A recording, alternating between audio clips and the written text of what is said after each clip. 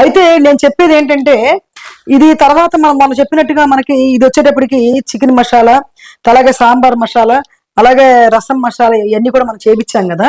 ఇవి మొన్న నేను ఒప్పించేద్దాం అనుకున్నాను సంక్రాంతి పండక్కి. యాక్చువల్ ఏమైందంటే ఈ ఇరుకులో ఇప్పుడు అంతా రోస్టింగ్ చేయాలన్నమాట.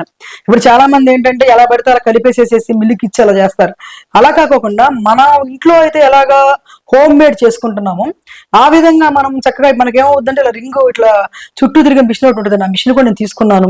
తర్వాత మనం మసాలా కారం దంచుతాం చూసారండి. మసాలా కారం దంచడం కాదని చెప్పేసి మసాలా కారం రోకల్లో మిషన్ ఒకటి తీసుకున్నాను.